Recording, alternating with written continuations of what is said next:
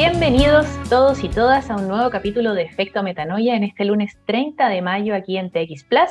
Soy Daniela Elster, me acompaña Rosario González y hoy tenemos con nosotras al jefe de la Oficina de Economía Circular del Ministerio de Medio Ambiente, Tomás Ayé, para hablarnos sobre la hoja de ruta hacia la economía circular en Chile.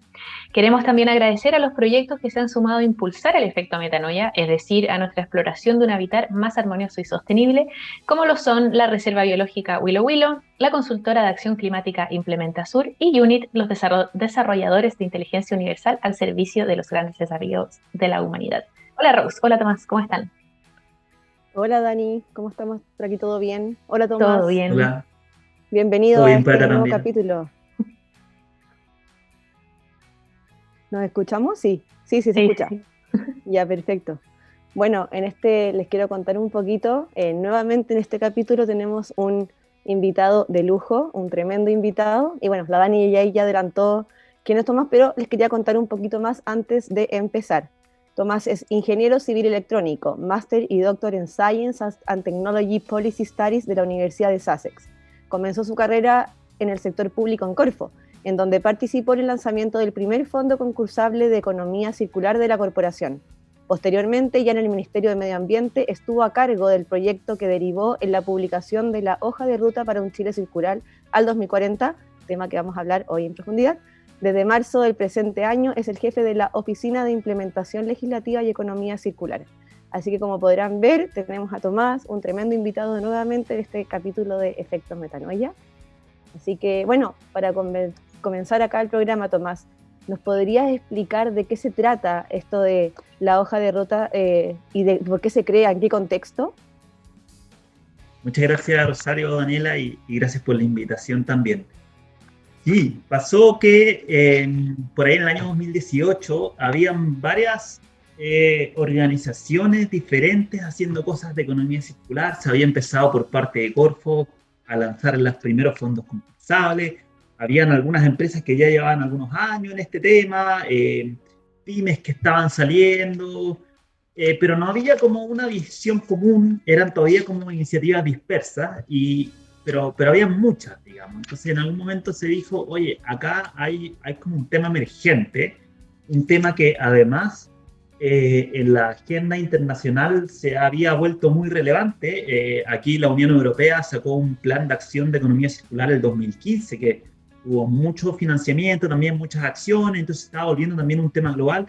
Y se dijo en ese entonces, bueno, aquí hay que meterle acelerador a esto. ¿Y cómo? Bueno, hagamos una hoja de ruta, que era una cosa en la que Corfo ya tenía experiencia, porque Corfo lleva estos programas que ahora se llaman Transforma, pero que antes se llamaban programas estratégicos y han ido cambiando de nombre, pero son parecidos, digamos. Y en todos estos programas siempre se parte con una hoja de ruta, digamos, que define un norte, digamos, y un conjunto de iniciativas para llegar a ese norte, y que tiene la gracia de que son hojas de ruta que se hacen de forma muy participativa. O sea, la idea acá no era hacer una cosa entre cuatro paredes, sino que congregar a la mayor cantidad posible de estos actores o a los más representativos de estos actores que estaban haciendo cosas de economía circular, a sentarse en un proceso participativo que fue largo, digamos, y bien conversado, para definir un norte común de largo plazo, ¿verdad? Cosa de poder acelerar el tránsito.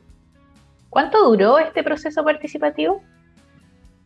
Mira, esto partió en 2019 y la hoja de ruta se publicó en 2021. Así que en total, un poco más de 2 años, yo creo. De a poquito se fue volviendo más participativo, ¿verdad? Porque los primeros pasos que se dieron, primero se convocó como un comité ejecutivo, en donde habían 4 organizaciones públicas, que eran Corfo, el Ministerio de Economía, el Ministerio de Ambiente y la Agencia de Sostenibilidad y Cambio Climático. Esos fueron los actores que convocamos, digamos, al proceso. Y después a ese comité ejecutivo se sumaron 2 actores más, el Consensus Building Institute, que fue con una colaboración del BID, que se contrató a un consultor para asegurar la transparencia del proceso, y además se contrató una consultora para ponerle músculo al proceso, porque también se necesitan personas para poder ir preparando las reuniones, etc. Entonces, después se fue ampliando, después se convocó a un comité estratégico, entonces ahí como que creció en participación, eso fue un poco más adelante ya. Y después se amplió más aún porque se convocaron a mesas de discusión, digamos. Se convocaron 14 mesas temáticas que se llamaron, y ahí ya se amplió a 150 más o menos personas. Y después más aún cuando se publicó el proyecto de hoja de ruta, porque primero se publicó como una versión, por decirlo así, una propuesta de hoja de ruta que se sube a la web y se invita a toda la ciudadanía a comentar, etcétera. Entonces ella se amplía más, en verdad se amplía todo quien quiera participar. Entonces fue como creciendo un poco en ¿Y estas participación. mesas que dices, la incorporaban también ciudadanos, así comunes y silvestres, como diríamos? Sí, sí, había de todo. ¿Cómo se hizo eso? Primero se convocó al comité estratégico, en donde se definió como actores clave, algunos de organismos públicos, otros de organismos del sector privado, digamos, de municipalidades, pero también organizaciones de la sociedad civil. Teníamos como 4 o 5 ONGs ahí. Y en esa primera etapa se definió los 11 temas, digamos, y se invitó a estos 33 actores del comité estratégico a que ellos propusieran nombres para invitar a las mesas temáticas. Entonces, de ellos llegaron muchos nombres que generalmente eran personas que estaban haciendo alguna cosa en economía circular, digamos. Y después se los fue seleccionando e invitando, digamos. Y claro, habían ciudadanos comunes, digamos, que no eran parte del Estado también en eso. ¿Sí? Qué bueno saber que ha sido un proceso súper participativo, como dices tú, y como entender la estructura un poco de cómo se arma una hoja de ruta que no es solamente en un círculo cerradito, sino este gran círculo que tú nos explicas. Y hoy, ¿nos podrías decir en qué etapa está el proceso? Nos decías que se terminó el año pasado, pero ¿en qué está hoy? Y preguntarte directamente si tú crees que para el 2040 Chile podrá ser un país de economía circular. El proceso, bueno, ahora ya está publicada la hoja de ruta hace un tiempo y entonces estamos en plena fase de implementación de todo lo que se plasmó ahí como horizonte, digamos, de iniciativas y acciones. No es una implementación que estamos haciendo solo nosotros en el Ministerio de Medio Ambiente. De hecho, el espíritu de la hoja de ruta no era hacer como un plan para el Ministerio de Medio Ambiente, digamos. Al contrario, el espíritu era cómo hacemos un instrumento de planificación estratégica, porque ese es como el tipo de instrumento que es, en que todos quepan, en que cualquier persona de Chile diga, oye, yo quiero sumarme a esto de la economía circular, vi por ahí, me interesa el tema, ¿dónde quepo? Entonces, que esa persona pueda ir a la hoja de ruta, leerlo y de partida aprender de economía circular, porque tampoco se trataba solamente de plasmar acción e iniciativa, sino también de educar sobre el tema. Claro, claro. Pero también que llegue esa persona a la parte de las acciones e iniciativas y diga, mira, ahí hay una acción o hay una iniciativa en la que yo también puedo contribuir, yo puedo ser parte de eso, yo quiero ser parte de eso, yo estoy siendo parte de eso, cómo me contacto con los otros actores que también lo están siendo. Entonces, eso como primer comentario. ¿En qué está el proceso?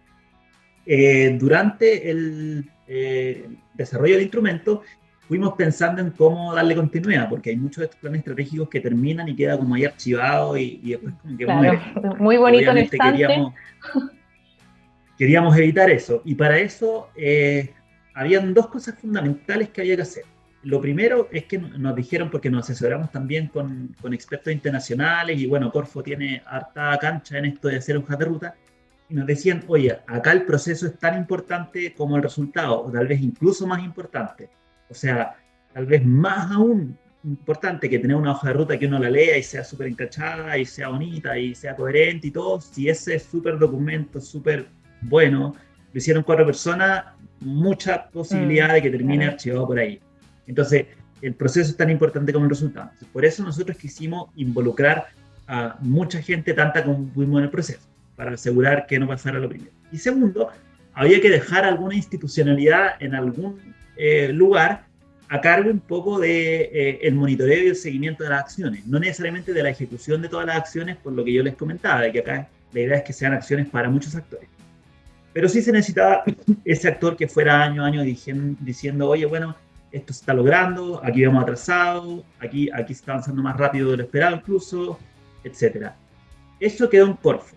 Se conversó en su momento con Corfo, se consiguió que Corfo aceptara crear un programa Transforma, que son un instrumento que tiene Corfo para los programas estratégicos, que se llamaban antes, ahora se llaman Transforma. Entonces, la hoja de ruta se convirtió en la hoja de ruta de este programa Transforma de Economía Circular, que se llama Territorio Circular, que fue lanzado recientemente, de hecho, hace como 2 meses atrás. Y Y ahora ya en Corfo hay una pequeña institucionalidad, estamos hablando de 2 personas, digamos, del programa estratégico, más un comité ejecutivo que se reúne frecuentemente de personas como yo, digamos, como personas de la agencia que ponen parte de su tiempo en eso, pero está ahí ya, una institucionalidad que año a año va a ir reportando avance y que ¿Un busca reporte también. anual? Todavía no se define exactamente cómo, esa es una de Ya. las cosas que se está barajando, también podría ser una página web que se actualice permanentemente, hay distintas opciones, digamos, pero el programa tiene la responsabilidad del monitoreo, digamos, el seguimiento y de activar un poco todo lo que se pueda, porque como les decía, no es que el programa Transforma a ejecutar todo, esto es para toda la sociedad, pero el programa Transforma tiene que ser como un catalizador, ¿verdad? Ir haciendo Oye, conexiones, o sea, me encanta escuchar todo el proceso porque uno escucha muchas veces lo que es la hoja de ruta, se aplica también en, como tú decías, en otros casos, y en particular con ustedes, ¿cuáles han sido los principales desafíos que han tenido que sobrellevar durante todo este proceso que comentabas? Quizás como dale. también un poco de metiendo el tema de lo que es como el tema circular como concepto o también parte del proceso en sí. Dale. Bueno, yo creo que los desafíos han ido cambiando en las distintas etapas del proceso. Eh, Al comienzo era como cómo congregar a los actores, digamos, y cómo hacer que esto que se vaya armando una bolita de nieve, digamos, de que realmente vamos haciendo bulla y llamar la atención sobre esto de la economía circular y todo. Y ahí se trataba mucho de sumar voluntades, ¿verdad? Y de conseguir que organizaciones como de peso, digamos, o de renombre se sumaran a esto. Eh, Habían desafíos también de financiamiento, de cómo conseguir recursos y otros, digamos. Hoy en día, ahora que ya tenemos una hoja de ruta que estamos contentos con el resultado, digamos, el desafío es lo que les comentaba, de que no quede archivado por ahí, digamos, y olvidado. Claro. Y ahí es donde entra Corfo y por suerte estos programas tienen su institucionalidad y todo, entonces es poco probable que eso pase, pero a la vez muy desafiante que es una hoja de ruta bien ambiciosa. Son metas difíciles de alcanzar, no son fáciles, se requiere financiamiento, se requiere voluntad, se requiere cambios legales.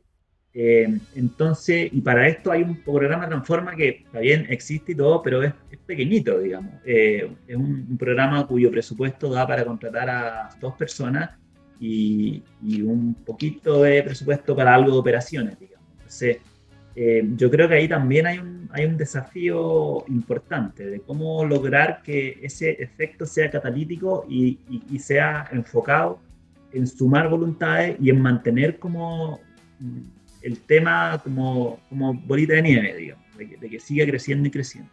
Y aquí, Y por ahí ejemplo, retomo la pregunta que te hice antes, como tomando la última parte de tu respuesta del desafío de si tú crees realmente que vamos a llegar a ser un país circular para 2040. Sí, sí, la tenía ahí. Mira, yo creo que es importante entender que la economía circular no es como blanco y negro, no es como que ya lo logramos o no lo logramos. Es una cuestión de grado. Eh, Yo creo que el desafío no es como alcanzar una economía circular, porque como que entramos en una definición como medio absolutista de cómo... Yo creo que al 2040 no es que vamos a ser como 100% circular, una economía 100% circular, así como en el mejor de los casos sería una economía que básicamente no usa fuentes de recursos no renovables y que no genera residuos, digamos, genera 0 residuos. Y eso es muy difícil y probablemente imposible. Entonces, el desafío más bien es avanzar a grandes pasos y alcanzar niveles crecientes de circularidad. Entonces yo de alguna forma le hago el quita a la pregunta, porque no tiene una respuesta sí y no. Yo creo que al final el desafío, más que alcanzar una economía circular, es ver si logramos las metas que nos pusimos en la hoja de ruta, que ya si las logramos al 2040 va a ser un gran avance. No podríamos decir que con esas metas vamos a tener una economía 100% circular, pero yo no sé si podría existir una economía 100% circular tampoco. Claro, y entendemos que no hay un sí o un no, no hay como términos absolutos, decir como ahora la economía es 100% circular, pero si establecieron que es a 2040, ¿hay alguna métrica, hay algún indicador que para 2040 se tenga que cumplir? Claro, la hoja de ruta tiene 7 metas. Tiene una meta de generación de empleos, bueno, y cada meta está definida al 2030 y al 2040, digamos. Tiene 2 horizontes de tiempo. Entonces, por ejemplo, al 2030 es generar 100.000 nuevos empleos 20 y al 2040 180.000. Hay metas de disminuir la cantidad de residuos sólidos que se generan en los domicilios, que venimos en Chile una trayectoria creciente. En el año 2000 más o menos generábamos alrededor de 300 kilogramos por habitante al año. Hoy en día estamos generando 430, si mal no recuerdo, por ahí es la cifra, no exactamente, pero algo así. Entonces tenemos que revertir eso. Hay meta de disminuir la cantidad de residuos que generamos por unidad de Producto Ingreso Bruto. Hay metas de tasas de reciclaje, aumentar enormemente las tasas de reciclaje, tanto la municipal como la general. Hay una meta de productividad material, de aumentar la cantidad de valor que genera el país por cada kilogramo de material que usa la economía, así se define la productividad material. Y hay una meta también que tiene que ver mucho con el ámbito como socioambiental, que es recuperar sitios afectados por la disposición ilegal. Estamos hablando de microbasurales y basurales, que es un flagelo que hay en muchas partes de Chile. Entonces, claro que hay metas métricas y por eso nos vamos a medir. Sí, está súper bueno, sirve a los ODS también. ¿Cómo? Que está totalmente alineado a los ODS también, y ahí también quería saber, obviamente hay un impacto en base a las metas, pero queríamos saber cuáles podrían ser los beneficios concretos que podríamos tener si Chile efectivamente apuntara hacia una economía circular. ¿En qué lo podríamos ver? Y también un poco como enfocar la pregunta hacia de qué le sirve a la ciudadanía, por ejemplo, o a quienes nos están escuchando, saber de la existencia de todo esto que estamos hablando hoy. Dale. Bueno, yo creo que hay un beneficio muy concreto y tiene que ver con que el problema de los residuos en Chile se está volviendo insostenible, en el sentido de que hoy en día en Chile el régimen que impera es que se lleva la basura a los rellenos sanitarios, que ya es un avance, porque hace décadas atrás, digamos, había muy poco relleno sanitario y se lleva todo a vertedero. La diferencia es que un vertedero es como hay en la tierra, un relleno sanitario es como una obra de infraestructura, de ingeniería, que está impermeabilizado, tiene control de lixiviados, es otro estándar, digamos, pero igual es echar la basura, digamos, en un hoyo, digamos, en un hoyo bien pensado. Claro, no es la mejor solución igual. Claro, mucho mejor sería evitar que se generen esos residuos. Además que eso es una parte del problema, y bueno, eso es un gran problema, porque en Chile tenemos muchos rellenos sanitarios que están a punto de cumplir su vida útil, tenemos otros que han cumplido su vida útil y siguen operando, porque en realidad no hay alternativa, que mejor llevarlo a un vertedero que se le acabó su vida útil que tirarlos en cualquier parte, por ejemplo. Entonces, y es muy difícil hacer nuevos rellenos sanitarios, porque nadie quiere tener eso cerca, digamos. Entonces también, y a la vez que está este problema, la cantidad de residuos sigue aumentando lo que se genera. Entonces hay una urgencia muy importante que solucionar. Entonces hay todo un tema. Después hay otro tema que tiene que ver con el cambio climático. La economía circular, hay un estudio de la Fundación Ellen MacArthur que también relaciona de alguna manera la economía circular con el cambio climático y muestra ahí con algunos ejemplos y estudios de caso que muchas emisiones de gases de efecto invernadero se deben a la economía lineal. O no, puesto de otras palabras, que la economía circular nos puede ayudar también a disminuir las emisiones de gases de efecto invernadero por los ahorros de energía que supone, etc. Entonces ahí también hay un componente de contribución al cambio climático.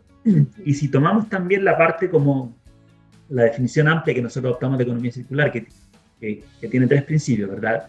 Diseño inteligente, mantener productos y materiales en uso por el mayor tiempo posible, y tercero, regenerar los sistemas naturales, ¿verdad? Se aborda también toda esa parte del componente biológico, y ahí hay un enorme espacio también de mejora para la ciudadanía, de mejorar el capital natural del país, de ir hacia procesos productivos que no signifiquen una degradación del capital natural del que dependen, sino que al contrario, ver cómo inventamos una economía que haga que el capital natural vaya creciendo. Hay otras cosas también. Está el tema de generación de empleos verdes y oportunidades, digamos, entonces abrir la cancha a una economía más sustentable, donde muchas personas que quisieran trabajar en algo que tenga que ver con el medio ambiente hoy día no encuentran ese espacio. Acá la idea es también y creando ese espacio. Y termino también con la parte relacionada con la disposición ilegal de residuos. O sea, ahí está todo el tema de los vertederos y todo el flujo de residuos que podría ser mucho mejor si disminuimos, pero la generación de residuos, pero también hay todo un tema de la suciedad y la contaminación, digamos, que uno ve en las calles, en las carreteras, digamos, que es producto también de esta, como la ha llamado el Papa Francisco, cultura del descarte, en donde estamos acostumbrados a una economía en que yo extraigo cosas, hago productos, los uso y cuando ya está terminado su uso, bueno, lo tiro por ahí o lo boto a la basura si cumple un poco, pero a una economía en que digamos, oye, no, aquí los materiales son valiosos, tienen un impacto, entonces hay todo un cambio de mentalidad que al final va a significar vivir en un mundo más limpio y más sustentable. Oye, Tomás, y muy bueno todo lo que nos dijiste, y de hecho, ahora entramos a otro temita que ya dijiste una definición de lo que es la economía circular. Sin embargo, ustedes hablan de lo que es la economía circular regenerativa. Entonces aquí quisiéramos saber a qué se refieren con eso y si podríamos ver algún ejemplo, como bien nos has contado Más todos los concreto. ejemplos. Claro, más concreto. Sí, claro. Ya, yo creo que la economía circular nació, yo diría, como desde el llamado ciclo técnico.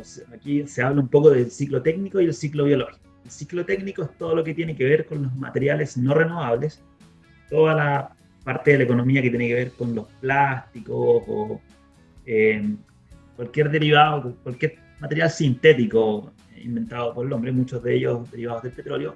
Y después el ciclo biológico con los materiales renovables, digamos. Y al principio era muy del ciclo técnico en la economía circular, qué hacemos con los residuos de aparatos eléctricos, con los envases y embalajes, digamos, cómo hacemos que esto deje de ser como esta cultura del descarte que les mencionaba.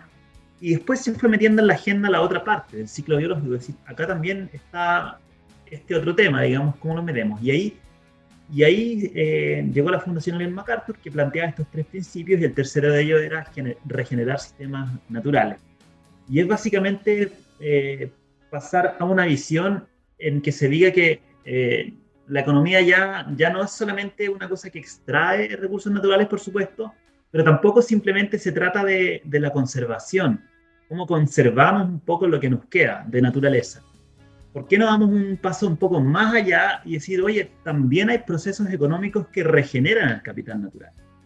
Y entonces lo pusimos ahí como un principio para esa parte. ¿Cuál podría ser un ejemplo concreto? Bueno, en la agricultura se dan muy claramente las dos dinámicas, ¿verdad? Está la agricultura en la que ha derivado la mayoría del mundo hoy en día, que es una agricultura muy de monocultivo, de mucho fertilizante e inputs externos un poco. Es una agricultura que en muchos casos degrada los suelos, entonces yo puedo ocupar los suelos una cierta cantidad de veces y voy perdiendo la capa de suelo, digamos, y de material orgánico y de nutrientes, y al final yo quedo con suelos, digamos, que han perdido su capacidad de hacer agricultura, digamos. Entonces hay una degradación de capital natural. Pero también existe la agricultura regenerativa, y así se ha ido a llamar. Es una agricultura que mediante ciertas prácticas, digamos, porque no son necesariamente grandes tecnologías, va logrando que el suelo se vaya regenerando, es decir, que el suelo se vaya volviendo más rico a medida que yo voy cultivando cosas ahí. Entonces, ahí tenemos un ejemplo, digamos. Lo mismo se podría pensar para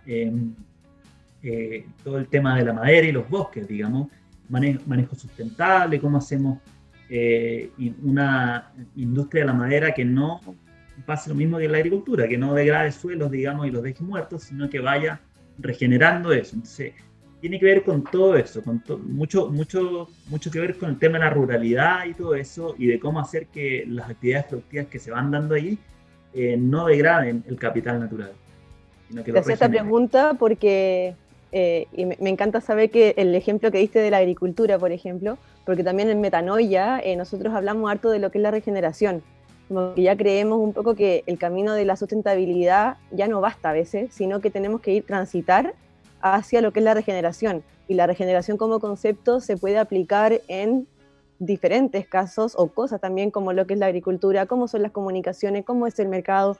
Entonces, ahí era por eso que queríamos enfocar esa pregunta y, repito, me encanta saber que ustedes como ministerio y como organización están avalando y promoviendo iniciativas que hablen de lo que es la regeneración, así que me pone muy Y totalmente, y me agarro lo que dice la Rose, de que realmente iba a decir lo mismo, de que de hecho en la primera entrevista que tuvimos en el programa Efecto Metanoia hablamos de la cultura regenerativa porque consideramos que la sostenibilidad o la sustentabilidad no es suficiente ya, hay que regenerar también porque los sumideros, como toda la capacidad natural de captar CO2 y que se podía tampoco estaban abasto, entonces es lo que dice la Rose, es genial escuchar que eso también está incorporado a nivel gubernamental y da como buena luz en el camino, considero.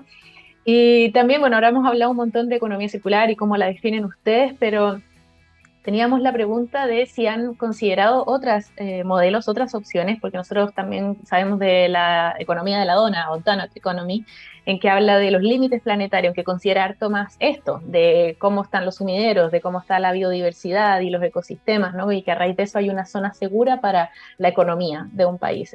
¿Han considerado estos otros modelos? ¿Crees que realmente la economía circular es la mejor para Chile? Es una buena pregunta. Yo creo que no hay que ver la economía circular como la solución total. Para mí el concepto más abarcador de todo es el desarrollo sostenible, digamos.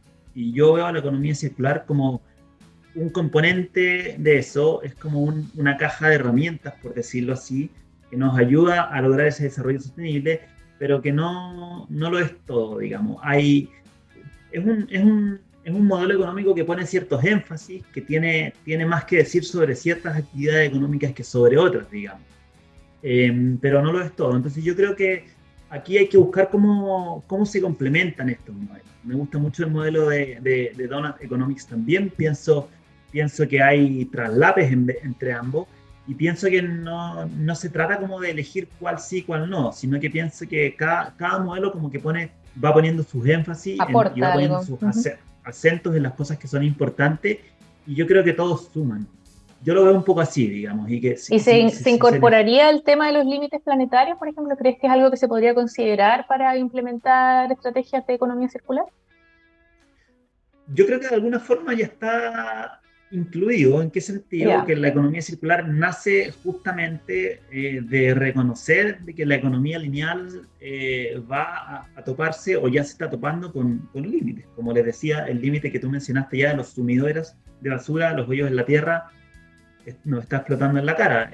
Las emisiones de efecto invernadero, otro límite.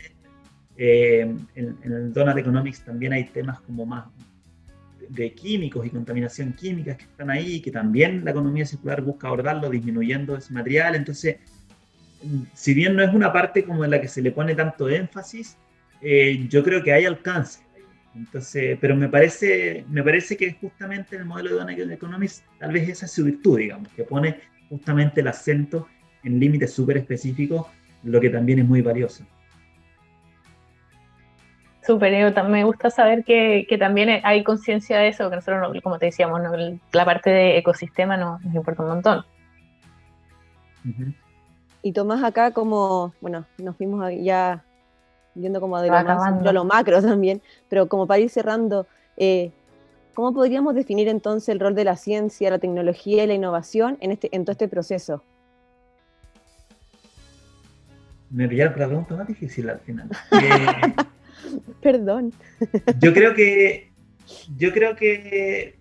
a ver, yo creo que hay un rol súper importante de la ciencia y la tecnología en todo esto, y en la economía circular se ponen ciertas acciones al respecto, se pone que la ANID va a priorizar la economía circular en los programas de formación capital humano avanzado, se definen 3 o 4 líneas de investigación que se debieran priorizar, está ahí la creación de un centro de economía circular de la macrozona norte que va a estar haciendo investigación ahí.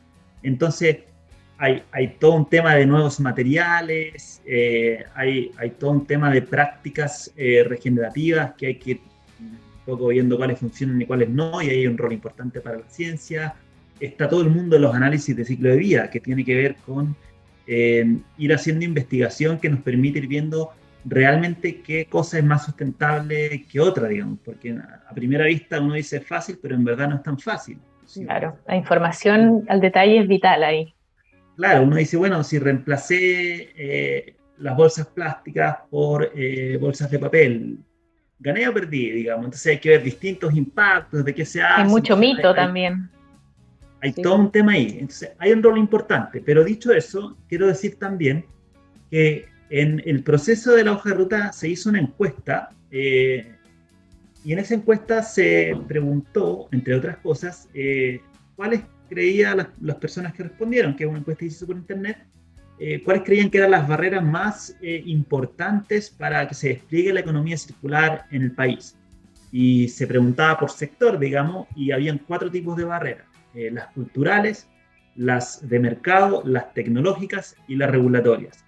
Y las barreras número 1 fueron las culturales. Después estaban las de mercado, después las regulatorias y al último estaban las barreras tecnológicas. Entonces, el mensaje es que la economía circular no es una cosa en un sentido como de futuro, de que, oye, hay que acá ir a la NASA a que inventen los nuevos procesos económicos y las nuevas cosas para inventar esto.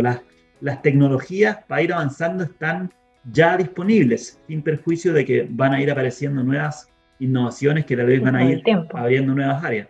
Pero no es algo que nos detenga hoy en día. Se trata más bien de la barrera cultural, la de mercado. Entonces yo creo que hay un rol para la ciencia y la tecnología, pero no se depende de eso. Hoy en día ya se puede avanzar ya con las tecnologías que ya existen hacia una economía mucho más circular que la que tenemos. Oye, y para cerrar, ¿dónde podemos encontrar la hoja de ruta? ¿Dónde la gente se puede informar y ver lo de también lo de Transforma de Corfo? ¿Dónde va? ¿Dónde vamos todos? economiacircular.mma.gov.cl. Esa es la página de la Oficina de la Economía Circular y ahí van a encontrar una sección que dice hoja de ruta. Hacen clic ahí y van a encontrar la versión en inglés, la versión en español, el dibujito grande en alta resolución y toda la información. No, buenísimo trabajo el que han hecho ahí, porque la verdad que está, lo vimos y se entiende perfecto, está como evidentemente pensado para todo tipo de persona que quiera saber información, mayor detalle, así que también felicitaciones por ese trabajo que no debe ser menor. Así que muchas gracias también y por todo el proceso, o sea, buenísimo lo participativo y lo considerado con todos los ámbitos. Para nosotros ha sido como un grato descubrimiento esto, y agradecerte a ti por darnos el tiempo y el espacio para divulgar esto también y darlo a conocer y que existe y que la gente se involucre más. Como dices tú, hay una barrera más cultural y quizás al acercarle estos temas a la gente y darse cuenta que no es un alien, o sea, esa tecnología de la NASA que decías tú, como que puede empujar más una acción, ¿no? Por un habitar más justamente sostenible. También es lo que es el objetivo de este programa, pues como llevar todo lo que hemos hablado para que las personas que nos están escuchando entiendan, conozcan, y ahí se puedan acercar un poco más a todos estos conceptos. Así que yo creo que objetivo logrado. Siempre obviamente queda mucho por conversar, así que ahí vamos a ver cómo seguimos, Tomás. Muchas gracias. Perdón, muchas gracias a ustedes por la oportunidad de difundir este trabajo que nos tiene muy orgullosos y muy ocupados también en hacer todo lo que se le dice. Se pasaron. Muchas gracias, Rose. Gracias, Tomás. Nos vemos todos nosotros, como todos los lunes, el próximo lunes a las 3 de la tarde. Y nos vamos con The White Stripes con The Hardest Button to Bottom. Gracias, Gabriel, en los controles. Hasta la próxima. Chao. Y sigan las redes de Metanoia siempre. Chao, gracias.